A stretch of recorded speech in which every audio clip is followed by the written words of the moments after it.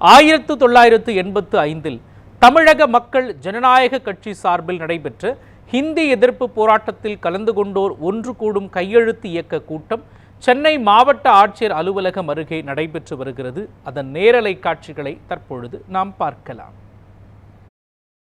ஹிந்தி எதிர்ப்பு போராட்ட களத்திலே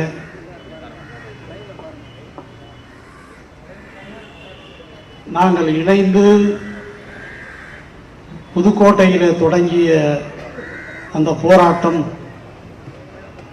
தமிழகம் முழுவதும் பின் நாட்களிலே எதிரொலித்தது. 85 நாங்கள் தொடங்கினோம். 86 நவோதயா பள்ளிகளுக்கு எதிரான போராட்டமாக அது மாறி தமிழகம் முழுவதும் தீ போல பற்றியது. அப்படி பற்றிய நேரத்தில் மறைந்த எம்ஜிஆர் அவர்கள் அன்றைக்கு முதலமைச்சராக இருந்தார். 85, 86, 87 வரை அவர்தான் முதலமைச்சர். அன்றைக்கு பெரிய அளவில் சிரமங்களை, சங்கடங்களை அன்றைய காவல்துறை கொடுக்கவில்லை. அது எம்ஜிஆருக்கு உடல்நிலை சரியில்லாமல் இருந்த நேரம். அந்த நேரத்திலே நாங்கள் நடத்திய போராட்டம் இன்றைக்கு இருப்பது போல தகவல் தொடர்பு சாதனங்களோ ஊடகங்களோ எதுவும் அன்றைக்கு கிடையாது. அன்றைக்கு ஒரே ஒரு பத்திரிகை எங்களை வாழ்த்தி எங்களுடைய போராட்டங்களை பாராட்டி செய்தி வெளியிடும். அந்த பத்திரிகையின் பெயர் தினகரன். அன்றைக்கு KP கந்தசாமி அவர்களால் நடத்தப்பட்ட அந்த பத்திரிகை தொடர்ச்சியாக எங்களுடைய போராட்டங்களை தினசரி வெளியிட்டு வந்தது. இன்னொரு பத்திரிகை எங்கள் போராட்டங்களுக்கு எதிரான செய்தியை வெளியிடுவதுதான் அந்த பத்திரிகையின் வேலை. நம்முடைய விடுதலை குமரன் சொன்னார், நாங்கள் போய் அழைத்தால் 2000, 3000 மாணவர்கள் வந்து விடுவார்கள். அதேபோல் மகளிர் கல்லூரி மாணவிகளும் வருவார்கள் என்றெல்லாம் சொன்னார். தினமலர் எப்படி செய்து போடுவார்கள் என்றால், தினமலர்கார யாரும் வந்தால் கோபித்துக் கொள்ளக்கூடாது. மன்னர் கல்லூரி மாணவர்கள் பெண்கள் கல்லூரிக்கு போய் பெண்களை இழிவாக பேசி கையை பிடித்து இழுத்தார்கள். இப்படி தினமலர் தொடர்ச்சியாக செய்தி வெளியிடும். இதையெல்லாம் கேட்டு வெகுண்ட புதுக்கோட்டையை சார்ந்த யாரோ ஒரு சிலர், நான் என்று யாரும் நீங்கள் நினைக்காதீர்கள், 4000 தினமலர் பத்திரிகையை புதுக்கோட்டை பேருந்து நிலையத்திலே போட்டு கொளுத்தி விட்டார்கள். 4000 பத்திரிகை. இப்போல்லாம் தமிழ்நாட்டில் பத்திரிகைகள் அவ்வளவு விற்பதில்லை. ஒரு ஊருக்கு 40-50 தான் இப்போ பத்திரிகை எல்லாம் வருகிறது. பத்திரிகை படிக்கிற பழக்கமும் இல்லை. அன்றைக்கு தினத்தந்தி, தினமலர் 2 தான் அதிகமாக மக்களை சென்றடைகிற பத்திரிகை. 3வதாகத்தான் தினகரன் இருந்தது. எனவே தொடர்ச்சியாக இப்படி செய்திகளை போட்டிருந்த தினமலர் பத்திரிகையை தமிழ்நாட்டிலே முதல் முறையாக புதுக்கோட்டையிலே தான் நம்முடைய தோழர்கள் கொளுத்தினார்கள். என் மீது கூட அதற்கெல்லாம் வழக்கு இருந்தது. நீண்ட நெடிய காலம் அப்படி வழக்கு நடந்து கடைசியிலே நீதிபதி சாம்பலாய் போய்விட்டது, இனிமேல் அதை போய் தேடி என்ன செய்ய போகிறது என்று சொல்லி வழக்கை முடித்து விட்டார். அன்றைக்கு பரபரப்பான செய்திகளை, இன்றைக்கு முகநூல் இருக்கிறது, வாட்ஸ்அப் இருக்கிறது, இன்ஸ்டாகிராம் இருக்கிறது. நாம் நடத்துகிற ஒவ்வொரு செய்தியும் இன்றைக்கு நாம் பேசிக் கொண்டிருப்பதே உலகம் முழுவதும் போய் சேர்ந்து விடுகிறது. ஆனால் அன்றைக்கு இப்படி இல்லை. எனவேதான் நாங்கள் அந்த போராட்டத்தை கிட்டத்தட்ட ஒரு 6 மாத காலம் அந்த போராட்டத்தை நாங்கள் நடத்தினோம். 1 மாதம் 2 மாதம் அல்ல. ஐடிசி போடுறதுன்னு சொல்லுவாங்க காலேஜில், அப்படியெல்லாம் கூட எங்களுக்கு போனதுன்னா நாங்களே தான் அதுக்கு லீவ் விட்டுருவோம். ஒவ்வொரு பள்ளிக்கும் கல்லூரிக்கும் நாங்க தான் பிரின்சிபல். நாங்களாம் பார்த்து இன்னைக்கு பள்ளி காலேஜ் நடக்கும்னா நடக்கும், நடக்காதுன்னா நடக்காது. ஒரு 6 மாத காலம் அப்படி அந்த மாவட்டங்களை நாங்கள் கட்டுப்பாட்டிலே வைத்திருந்தோம். புதுக்கோட்டை, திருச்சி, தஞ்சை இந்த பகுதி இன்றைக்கு மத்திய மண்டலம் என்று சொல்லுகிறோமே, அது போன்ற அந்த மத்திய மண்டலத்தை நாங்கள் தான் கையிலே வைத்திருந்தோம். அப்படி ஒரு சிறப்பு மிக்க போராட்டம் அது. நான் மீண்டும் மீண்டும் சொல்வதற்கு காரணம், பெரியார் ஏதோ 65 இந்திக்கு எதிராக இருந்தார். அண்ணன் ராமகிருஷ்ணன் சொன்னார், 38 ஈழத்தடிகள் தான் இந்த போராட்டத்தை தொடங்கினார் என்றெல்லாம் இன்றைக்கு வரை பார்ப்பனர்கள் எழுதி கொண்டிருக்கிறார்கள். ஆக 38 இருக்கட்டும், அது 48 இருக்கட்டும், 65 இருக்கட்டும், 85 இருக்கட்டும், இனி அது 3000 4000 இருக்கட்டும், பெரியார் தொண்டர்கள் தான் தமிழ்நாட்டிலே இந்தியை எதிர்ப்பார்கள், அதற்கான போராட்டத்தை முன்னெடுப்பார்கள். அதனால்தான் என்னுடைய ஐக்கானா, என்னுடைய அழைப்புகளிலையும் சரி, இந்த பின்னாடி இருக்கிற அந்த பேனர்லையும் சரி, பெரியாரை நாங்கள் போட்டிருக்கிறோம். பெரியார் இன்றி இந்திக்கு எதிரான எந்த போராட்டமும் தமிழ்நாட்டிலே இல்லை. ஆக பெரியார் தான் இந்திக்கு எதிரான போராட்டத்தை தொடங்கியவர். பெரியார் 65 காரிப்பேரில் எல்லாம் போராட்டம் பண்றானுங்க, அதனால போலீஸுக்கு கடுமையாக நடவடிக்கை எடுக்கணும் அப்படின்லாம் சொன்னாருன்னா, எங்க வீட்டில் ஒரு பெரியவர் இருக்காருன்னு வச்சுங்க. இப்ப நானே இருக்கிறேன், நான் சின்ன பிள்ளையா இருக்கிறேன், என்னுடைய தந்தை இருப்பார், என்னுடைய உறவினர்கள் இருப்பார்கள். நான் செய்கிற சிறு சிறு தவறுகளை எங்க வீட்டில் இருக்க ஒரு பெரிய ஒரு முதியவர் சுட்டி காட்டி, இப்படி எல்லாம் செய்யாத, என்ன மகன் இப்படி செய்யறானு என் தந்தையிடம் சொன்னால், அது எனக்கு எதிரான செயல் அல்ல, இதை மாற்றுவதற்கான, உண்மையிலே என்னை ஆதரிப்பதற்கான செயல். எனவே எங்களை பொறுத்தவரை பெரியார் எங்கள் குடும்பத்தின், தமிழ் சமூகத்தின் மூத்தவர் என்பதிலே நாங்கள் உறுதியாக இருக்கிறோம். எனவேதான் பெரியாரை முன்னிறுத்தித்தான் இந்த போராட்டம் என்பது தமிழ்நாட்டிலே தொடங்கப்பட்டது. ஏன் நாங்கள் ஏப்ரல் 21 தேர்ந்தெடுத்தோம்?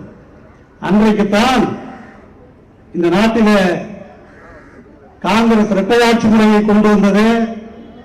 அப்படி இரட்டையாட்சி முறையில முதலமைச்சரான, பிரீமியரான, இன்றைக்கு முதலமைச்சர் என்று சொல்லுகிறோம், அன்றைக்கு சென்னை ராஜதானி, மெட்ராஸ் பிரசிடென்சி. அந்த மெட்ராஸ் பிரசிடென்சி, அதாவது இன்றைய தமிழ்நாடு, ஆந்திரா, கர்நாடகா, ஒரிசாவின் ஒரு பகுதி, இது எல்லா மெட்ராஸ் பிரசிடென்சி சென்னை ராஜதானி. அந்த சென்னை ராஜதானியில முதலமைச்சராக இருந்த ராஜாஜி 65 அதே ராஜாஜி நமக்கு ஆதரவாக இருந்தார், அது வேற விஷயம். ஆனால் அந்த ராஜாஜி தான் முதலில் இந்தி தொடக்க பள்ளிகளிலே கட்டாயம் என்கிற உத்தரவை தமிழ்நாட்டிலே முதலிலே போட்டவர் ராஜாஜி, ஏப்ரல் 21 அதற்கு பின்னாலேதான் அந்த போராட்டம் வலுவான போராட்டமாக மாறியது. அப்புறம் 65 வரை பெண்கள் இந்த போராட்டத்தை முன்னெடுத்திருக்கிறார்கள். தந்தை பெரியாருக்கு பெண்கள் ஒரு மாநாட்டிலே பெரியார் என்று பெயரிட்டார் என்று உங்களுக்கு தெரியும். அப்படிப்பட்ட அந்த பெண்கள் இந்திய எதிர்ப்பு போராட்டத்தை டாக்டர் தர்மாம்பாள் போன்றவர்கள் அவர்களெல்லாம் இணைந்து மிகப்பெரிய போராட்டத்தை, இந்திய எதிர்ப்பு போராட்டத்தை நடத்தி இருக்கிறார்கள். ஏதோ ஆண்கள் மட்டும் நடத்திய போராட்டம் அல்ல. மீனாம்பாள் சிவராஜ் உட்பட, அதிலேயும் குறிப்பாக ஒரு தலைவர், பெண் தலைவர் கைக்குழந்தையோடு 6 மாதத்துக்கு மேலே சிறையிலே இருந்திருக்கிறார். 100கணக்கான பெண்கள் சிறைச்சாலையில இருந்திருக்கிறார்கள் இந்தியை எதிர்த்து. அந்த வரலாறெல்லாம் நமக்கு தெரியல. அதனால 85 இந்திய எதிர்ப்பு போராட்டத்தை நாம் மறந்து கொண்டு பெரிய விஷயம் இல்லை. நீங்க இன்னொரு செய்தியை நான் இங்கே பதிய வைக்க விரும்புகிறேன். இங்கே நம்முடைய பழனி பாபா அவருடைய சகோதரி, சகோதரன் எல்லாம் வந்திருக்கிறார்கள். இந்த இந்திய எதிர்ப்பு போராட்டத்தில் 2 இஸ்லாமியர்கள் 38 பேர் மிக தீவிரமாக இருந்தார்கள். ஒருவர் திவான் கலிபுல்லா, அவர் இந்திய எதிர்ப்பு மாநாடெல்லாம் நடத்தி இருக்கிறார். ஏதோ இன்றைக்கும் நேற்றைக்கோ இஸ்லாமியர்களோடு திராவிட இயக்கத்துக்குமான உறவு என்பது இன்றைக்கு தொடங்கல. 1938க்கு முன்னாலே தொடங்கிவிட்டது. அதற்கு மூலகர்த்தாவாக இருந்தவர் திவான் கலிமுல்லா, புதுக்கோட்டையின் திவானாக இருந்தவர், சென்னை ராஜதானியின் பொதுப்பணித்துறை அமைச்சராக இருந்தவர், முஸ்லீம் லீக் தலைவராக இருந்தவர், தந்தை பெரியாரின் உச்ச நண்பராக இருந்தவர் திவான் கலிமுல்லா தான் அன்றைக்கு இந்திய எதிர்ப்பு மாநாடுகளுக்கு, சுயமரியாதை மாநாடுகளுக்கெல்லாம் தலைமை ஏற்றவர்.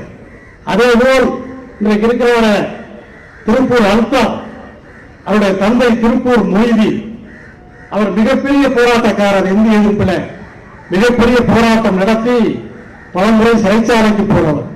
திருப்பூர் மைதி, திவான் கலிமுல்லா இவர்களெல்லாம் இந்திய எதிர்ப்பின் முன்னோடியாக இருந்தவர்கள். அவர்களெல்லாம் பின்பற்றித்தான் நாங்கள் இந்த இந்திய எதிர்ப்பை இன்றைக்கு நடத்தி கொண்டிருக்கிறோம். ஏதோ நாங்கள் இன்றைக்கு தொடங்கியவர்கள் அல்ல, நாங்கள் 38லேயே தொடங்கியவர்கள் என்பதற்காக இதை சொல்லுகிறேன். எனவே 85 இந்திய எதிர்ப்பு போராட்டத்தில் எங்களோடு கலந்துகின்ற சிலர் பேசினார்கள். இங்கே சிலர் வருகின்றிருக்கிறார்கள். வருகின்றிருக்கிற மிக முக்கியமான அந்த போராட்ட களத்தில் நீங்க நம்முடைய தோழர்கள் அவரை பேசக்கூடாதுன்னு சொல்லிட்டாங்க, பேராசிரியராக இருக்காருன்னு. எங்க கல்லூரியில எந்த வாத்தியாருக்கும் அவர் கட்டுப்பட மாட்டாரு. இப்ப அவரே பேராசிரியர் ஆயிட்டாரு. சகோதரர் கிருஷ்ணமூர்த்தி அவரை மேடைக்கு அழைக்கிறேன். அவருக்கு சால்வை அணிவித்து நம்முடைய தலைவர் திருமா அவர்கள் சிறப்பு செய்வார்கள். தமிழக மக்கள் ஜனநாயக கட்சியின் சார்பாக நடைபெறுகின்ற இந்திய எதிர்ப்பு போராட்டத்தில் பங்கேற்றோர் பங்கேற்கும் என்னும் தலைப்பில் நடைபெறுகின்ற இந்த ஒன்றுகுரல் கையெழுத்து இயக்கத்தின் தலைவர்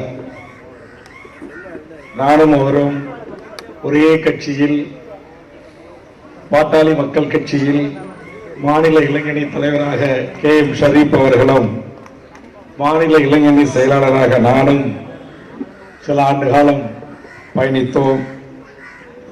அன்று முதல் இன்று வரையில் ஒரு மாறா நட்புடன், புன்னகையுடன் இந்த தமிழ் சமூகத்தின் விடியலுக்காக, தமிழ் தேசிய அரசியல் களத்திற்காக, சமூக நீதி களத்திற்காக ஜனநாயக சக்திகளோடு ஒன்றிணைந்து தன் பொது வாழ்க்கையை அமைத்துக் கொண்டு மிகச்சிறப்பாக அரசியல் களத்தில் தேவையான நேரத்தில் தேவையான விடயங்களை எடுத்து பணி செய்து வருகின்ற என் அன்புக்குரிய நண்பர் KM ஷரீப் அவர்களே,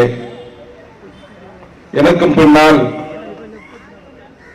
இங்கு சிறப்பிக்கப்பட்டிருக்கின்ற அருமை சகோதரர் செந்தமிழ் செல்வன், ஷரீப், விடுதலை குமரன், கிருஷ்ணமூர்த்தி, திருநாவுக்கரசு, சவுந்தரராஜன் என்ற 1985 ஆண்டின் இறுதி நாளில் தொடங்கி 86 வரையிலான இந்திய எதிர்ப்பு போராட்டத்தின் களத்தின் நாயகர்களை பாராட்டி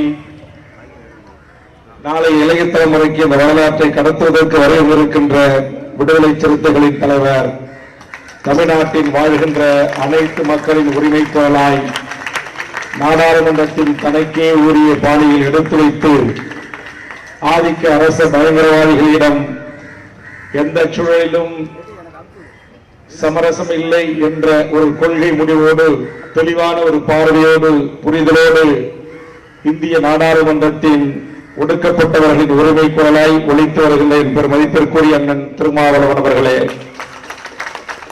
என்னாலும் பெரியாரின் தொண்டராய்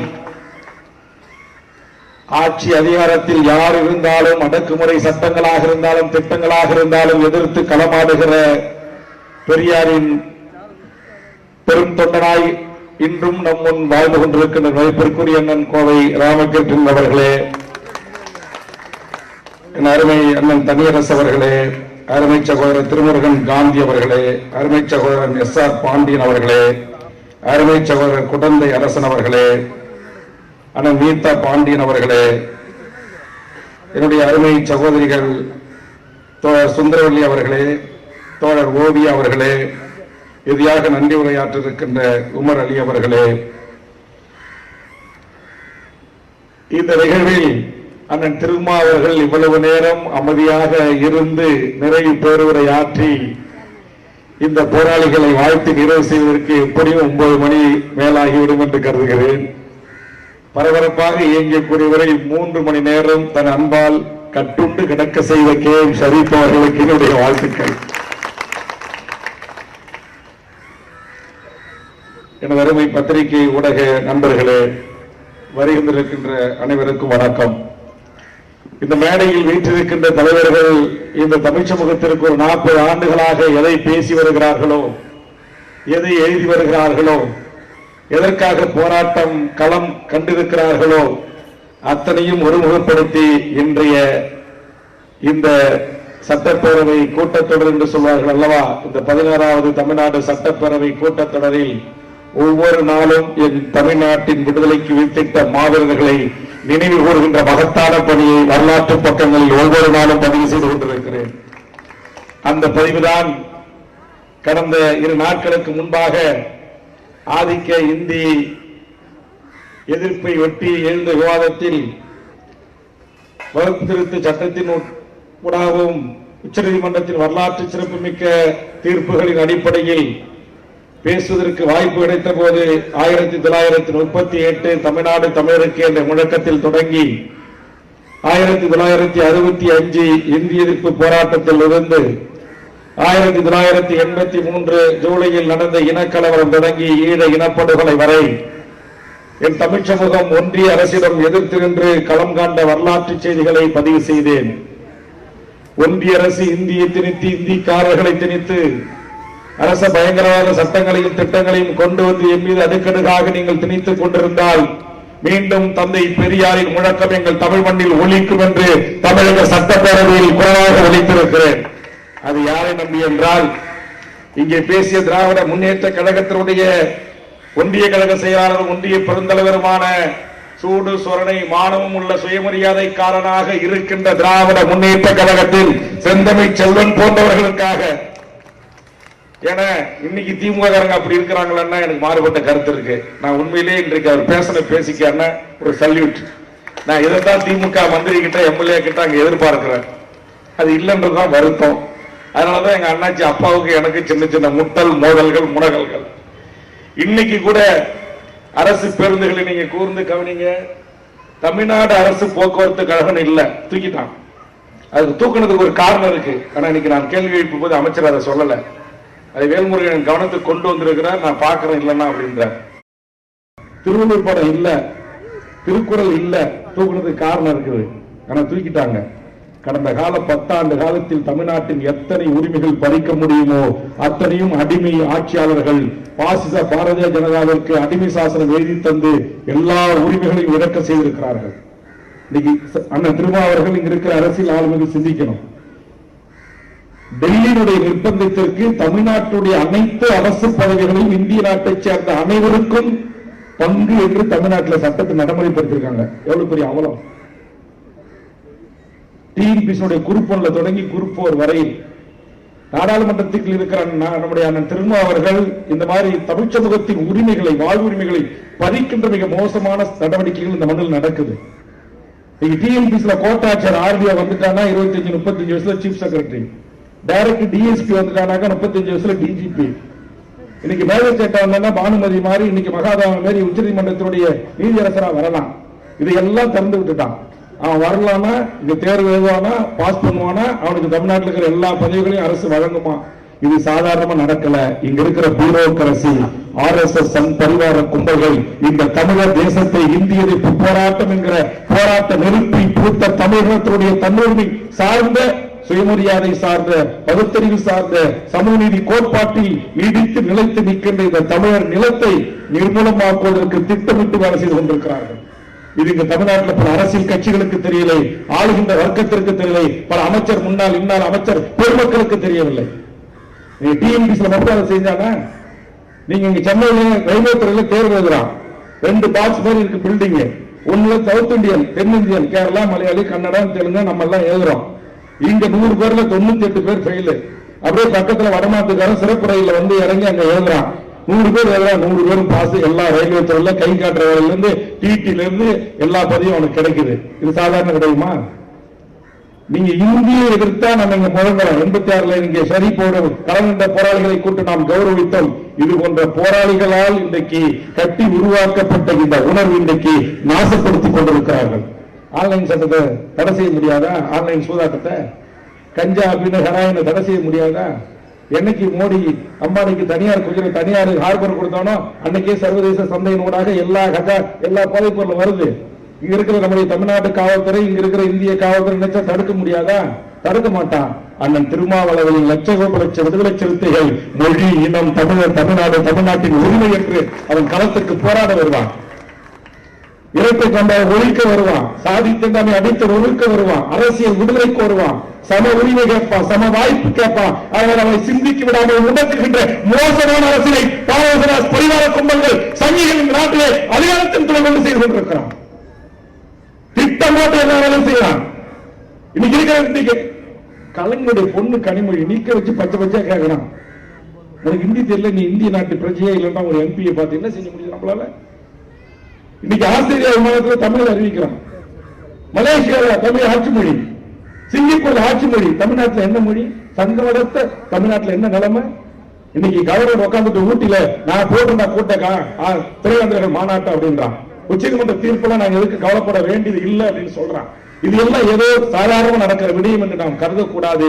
திட்டமிட்டு இந்தியாவிற்கே தலைவணங்காத இந்த RSS சங் பரிவார கும்பல்களின் வானர கூட்டத்திற்கு அந்த கொட்டமடிக்கிற அந்த கூடாரத்தை தட்டி கொட்டி கேட்கிற ஒரு தமிழ் இனம் என்ற தனித்த அடையாளம் கொண்ட இந்த இனத்தை அவன் ஒடுக்க வேண்டும், நசுக்க வேண்டும், தன் ஆளுமைக்குள் உள்ளடக்கி கையில் வைத்துக் கொள்ள வேண்டும் என்று திட்டம் போட்டு அவன் வேலை செய்கின்றான். இருக்கிற இஸ்லாமியனாக இருக்கலாம், கிறிஸ்துவனாக இருக்கலாம், தமிழர்களாக இருக்கலாம், யாராக இருக்கலாம், போர்க்குணம் கொண்ட என் தமிழ்ச்சாதிகளை அனைத்தையும் இன்னைக்கு கஞ்சா போதை அபீன்ல கொண்டு விட்டுட்டான். சாதி சண்டையில கொண்டு விட்டுட்டான். வகுப்பர்ல மாணவனை கத்தால குத்துறான், கையில கட்டிக்கிறான். ஏன்? இவன் இந்த நாட்டுல மோடி கும்பல் 14 வருஷமா இன்னைக்கு 10 ஆண்டு 12 ஆண்டு நிறைவு செய்கின்ற போது இந்த நாட்டில் இவர்கள் செய்திருக்கிற அநியாய அக்கிரம அட்டூழியங்கள் இன்னைக்கு பாபர் மசீல தொடங்கினா காஷ்மீர் இருக்கிற ஒன்றிய பாரதிய அரசின் அநியாய அக்கிரம சட்டம் GST பாப்பாத்தி தான் என்னை ஆட்ட முடியாது, அசைக்க முடியாது என்று சொன்ன அம்மையார் ஜெயலலிதா அவர்கள் அதுக்கு ஒத்துக்கோமல் எதிர்த்து நின்று போராடினார். பல்வேறு விடயங்களில் அவர் தன்னை பாப்பாத்தி என்று காட்டிக் கொண்டாலும் மாநில மக்களின் உரிமைகளை காப்பதற்காக அவர் எதிர்த்து நின்று போராடினார். அதுபோன்று தலைவர் கலைஞர் அவர்கள் போராடினார், அண்ணா அவர்கள் போராடினார். திராவிட நாடு கேட்டாங்க, சுயாட்சி கேட்டாங்க. அண்ணா கடைசியா சொன்னாரு, நாங்க கேட்ட அந்த கோரிக்கை இதுக்கெல்லாம் கேட்கறதுக்கு என்னென்ன அடிப்படை காரணங்கள் இருந்ததோ அது இன்றும் இருக்கிறது என்று சொன்னார்கள். இப்போதும் இருக்கிறது, 50 ஆண்டுகளுக்கு பின்பும் இருக்கிறது. ஆக இதையெல்லாம் கருத்தில் கொண்டு நாளைய இளைய தலைமுறை நான் இந்தி என்கிற மொழி திணிப்பை நாம் எதிர்த்து விட்டோம். இன்றைக்கு எல்லா இடங்களிலும் நான் கேட்கிறேன், அண்ணன் திருமா உங்களை தயவு செய்து கேட்கிறேன், இங்க இருக்கிற அண்ணன் ராமகிருஷ்ணன் போன்றவர்களை சமீப காலமா நம்ம எல்லாம் சேர்ந்து 10 ஆண்டு காலத்துல பிஜேபி ஆட்சிக்கு வந்த பிறகு தமிழர் வாழ்வுரிமை கூட்டமைப்பு எனக்கு தெரிந்து 500 போராட்டங்களை எடுத்தோம். ஒரு போராட்டம் 2 போராட்டம் இல்ல, இங்க இருக்கிற அத்தனை தலைவர்களும் கடந்து கொண்டோம். அதையெல்லாம் திரட்டி திமுக ஆட்சிக்கு ஒரு காரணமா அமைஞ்சது. மோடியும் எடப்பாடியும் வீட்டுக்கு அனுப்ப வேண்டும் என்ற லட்சிய வரியோடு பல்லாயிரக்கணக்கான மக்கள் ஒன்று திரண்டு போராடினா. ஆனா இப்ப சமீப 4 ஆண்டு காலமா எந்த போராட்டமும் இல்ல தமிழ்நாட்டுல. காரணம், நாங்கள் இருக்கிற கூட்டணி தர்மத்தை கடைபிடிக்கிறோம். தர்மத்தை கடைபிடிக்க போய் எங்க சொந்த தர்மத்துக்கே இன்றைக்கு வேட்டு வச்சுக்கிட்டு இருக்கிறான் வடநாட்டு கும்பல். இன்னைக்கு வேட்டு வச்சுட்டான். இன்னைக்கு தமிழ்நாட்டுல நான் கேட்கிறேன், திருமாவை வைத்துக் கொண்டு இந்த மேடையில கேட்கிறேன், இத்தனை பத்திரிகை ஊடகம் இருக்கிற இந்த சென்னை தலைநகரத்துல இங்க உட்கார்ந்து இருக்கிற இந்த பூர்வகுடி மக்கள் கிட்ட இருந்த உரிமை, வணிக உரிமை, வேலை வாய்ப்பு உரிமை, தங்கம், வெள்ளி, இரும்பு, எலக்ட்ரிக்கல், எலக்ட்ரானிக் கூட்ஸ், அடுக்குமாடி குடியிருப்பு, ஆட்டோ பைனான்ஸ், 2 வீலர் பைனான்ஸ், ஏதாச்சும் ஒண்ணு இங்க உட்கார்ந்து இருக்க உங்க கிட்ட இருக்கா சொல்லுங்க? காசி செட்டில் இருந்த கடை, இங்க பிராட்வேல இருந்த முஸ்லீம் கிட்ட இருந்த இரும்பு கடை, ஈரோட்ல இருந்த மஞ்சள் வணிகம், யாவூர்ல இருந்த முந்திரி வணிகம், இன்னைக்கு என்னுடைய ஆச்சாரி கிட்ட இருந்த கொலுசு சேலத்துல யாருக்கு, சேலம் ஆரகரை யார் கட்டுப்பாட்டு இருக்கு? இங்க வடசென்னையில கம்யூனிட்டி கேட்டு போட்டு தமிழர்களை நாய போல வச்சிருக்கானா இல்லையா? இது எல்லாம் குறித்து பேசுறதே இல்ல. ஓட்டு மட்டும் இந்தியில அடிச்சு போஸ்ட் கேட்டு ஓட்டு கேட்டா போதுமா? தமிழ் நிறுத்தம் என்ன இருக்கு உனக்கு? என்ன உங்ககிட்ட இருந்து என்ன இருக்கு? ஒண்ணுமே கிடையாது. 68 குறியீடுகளை தமிழ்நாடு அரசு ஒன்றிய அரசு பெற்றிருக்கிறது. நேற்று 100 பலாப்பழத்திலிருந்து முந்திரி பயிருக்கு வரையிலும் இன்றைக்கு புவிசார் குறியீடு வாங்கியிருக்கிறோம். அந்த புவிசார் குறியீடு குறித்து ஆய்வு செய்த போது அந்த 68க்கும் முதலாளி போற வடநாட்டுக்காரன் இருக்கானா இல்லையா? டி நகர் மாம்பழம் இன்னைக்கு யாருது? போரமகள் யாருது? சென்ட்ரல் பிளாசா யாருது? ஐநெக்ஸ் திரையரங்கு யாருது? சிட்டி சென்டர் யாருது? ஒரு பச்சை தமிழ், ஆதி தமிழ், இஸ்லாமிய தமிழ், கிறிஸ்துவ தமிழ், தேவேந்திரகுல வேளாளர், சேர மன்னர்கள், சோழ மன்னர்கள், நாங்கள் ஆண்ட பரம்பரை எங்க பங்காளி மாநாடு நடத்த போறாங்க. என்னடா இருக்கு உங்ககிட்ட? என்ன இருக்கு உங்ககிட்ட? சாதி பெருமை இருக்கு. சின்ன தப்பா பசங்கிட்ட சாதி கயிறை கட்டி விட்டுறீங்க. இப்ப இவன் இஸ்லீமா, இவன் கிறிஸ்துவன், அவனை வெட்டு, அவனை குத்து, அவனுக்கு பாங்குவாத விடாத, அந்த சர்ச்சையை இடி. இப்படிதான் நம்ம பசங்க பிஞ்சுக்கிட்டு நிக்கிறான் ஸ்கூல்ல. இல்லன்னா 3வது படிக்கிற பையன் வகுப்புல கத்தி எடுப்பானா? இதே பக்கத்துல இருக்கிற ஒரு ஆங்கில கான்வென்ட்ல டீச்சரை கத்தியால குத்துவானா? 5வது பையனை கத்தியால வெட்டுவானா? பட்டம் பகல்ல காதலிச்ச கொட்டத்துக்காக கொண்டு தூக்கி போடுவானா? இந்த அநியாய அக்கிரமத்தில் மூழ்கி கிடக்கிற என் தமிழ் சமூகத்தை நாம் தட்டி எழுப்ப வேண்டும் என்று சொன்னால் தமிழ் சமூகத்தின் வாழ்வுரிமை கொஞ்சம் கொஞ்சமாக நம் கையில் இருந்து பறித்துக் கொண்டிருக்கிறார்கள். சொந்த நேரத்தில் நாம் அகதியாக மாறிக்கொண்டிருக்கிறோம். என் கடலோடிகள் என்று அழைக்கப்பட்ட என் மீனவர்கள் இருந்த மீன்பிடி உரிமை இன்றைக்கு விசைத்தடுப்பு உரிமைகளாக மார்வாடி சேட்டு குஜராத்திகள் படைகளை வாங்கி கொடுக்கிறான். அவன் சண்டை போடுறான் சக மீனவர்கிட்ட. இன்னைக்கு அம்பானி அதானி துறைமுகத்திற்கும் ஈத்தன் திட்டங்களுக்கும் இன்றைக்கு கடலோரம் முழுவதும் தாரை வார்க்கப்படுகிற லட்சக்கணக்கான ஏக்கர் கிலோமீட்டர் தூர கடலோருக்கு தான் சொந்த ஏறி கொடுத்துட்டான். தனியார் ஆர்பர் வந்துச்சு, தனியார் இன்னைக்கு மின் உற்பத்தி நிலையம் வந்துச்சு, எல்லாம் தனியார் மயம். மண்ணின் மக்கள் எங்க வாழ்றோம்? இன்னும் கொஞ்ச காலத்தில் நம்ம எங்க வாழ போறோம்? இதை குறித்து ஒரு அறிவு சார்ந்த அரசியலை என் தமிழ் சமூகத்தின் இளையோரிடம் விதைத்து ஆதிக்க இந்தியை நாம் விரட்டி அடித்தோம்.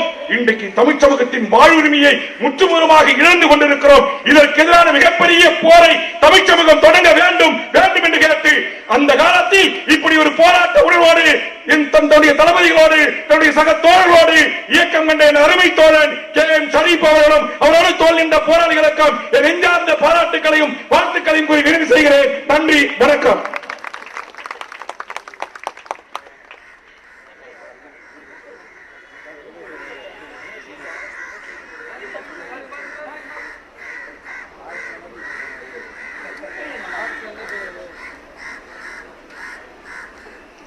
நிறைவாக எங்கள் அன்பு தலைவர், நீங்கள் கோபித்துக் கொண்டாலும் பரவாயில்லை, எங்களின் நிரந்தர முதல்வர் விடுதலை சிறுத்தைகள் கட்சியினுடைய தலைவர் அண்ணன் தொல் திருமா அவர்கள் உரையாற்றியதற்கு பின்னாலே அவரே முதல் கையெழுத்தை இங்கே இடுவார். யாரும் கலைந்து செல்லாமல் தொடர்ச்சியாக அவருக்கு பின்னால் கையெழுத்துக்களை இடுமாறு அன்போடு வேண்டுகிறேன்.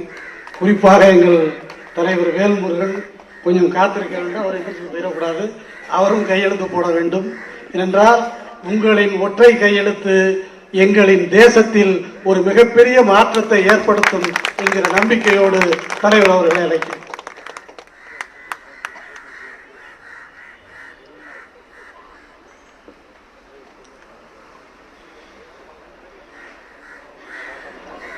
தமிழக மக்கள் ஜனநாயக கட்சியின் சார்பில் ஒருங்கிணைக்க பெற்று சிறப்பாக நடந்தேறிக் கொண்டிருக்கிற இந்த ஒன்று கூடல் கையெழுத்து இயக்கத்தின் தலைவர், தமிழக மக்கள் ஜனநாயக கட்சியின் தலைவர் அன்பு சகோதரர் KM ஷரீப் அவர்களே, எனக்கு முன்னர் இங்கே உணர்ச்சி பிழம்பாக உரையாற்றி அமர்ந்திருக்கிற தமிழக வாழ்வுரிமை கட்சியின் தலைவர் சட்டமன்ற உறுப்பினர் அன்பு இளவல் வேல்முருகன் அவர்களே, அண்ணன் கோவை ராமகிருஷ்ணன் அவர்களே, தோழர் திருமுருகன் காந்தி அவர்களே, புதுமடல் ஹலீம் அவர்களே, அண்ணன் தனியரசு அவர்களே, தம்பி குடந்தை அரசன் அவர்களே, SR பாண்டியன் அவர்களே, 1985 இந்திய எதிர்ப்பு போராட்ட களத்தில் இந்தியை எதிர்த்த போராளிகளாக இங்கே வருகை தந்திருக்கிற தோழர்கள் விடுதலை குமரன், மீதா பாண்டியன், சோமா செந்தமிழ்ச்செல்வன், பேராசிரியர் கிருஷ்ணமூர்த்தி, திருநாவுக்கரசு, வி சவுந்தரராஜன் ஆகிய தோழர்களே, இந்த போராளிகளை வாழ்த்தி உரையாற்றி அமர்ந்திருக்கிற தோழர் ஓவியா அவர்களே, பேராசிரியர் சுந்தரவல்லி அவர்களே, நன்றி உரை ஆற்றவிருக்கிற ஜன்னத் உமர் அலி அவர்களே, மற்றும் இங்கே திரளாக கூடியிருக்கிற தமிழ் சொந்தங்களே, உங்கள் அனைவருக்கும் என்னுடைய பணிவார்ந்த வணக்கத்தை தெரிவித்துக் கொள்கிறேன். 1 மணி நேரத்தில் இந்த நிகழ்வு முடிந்துவிடும் என்று ஷெரீப் அவர்கள் சொல்லித்தான் இசைவை பெற்றார். இந்த நிகழ்வில் பங்கேற்க வேண்டும் என்பதற்காகவே நான் குஜராத் அகமதாபாத்தில் இருந்து மும்பை வந்து, மும்பையிலிருந்து சென்னை வந்து, சென்னை விமான நிலையத்திலிருந்து நேராக இங்கே வந்து உங்கள் முன்னால் அமர்ந்து கொண்டேன்.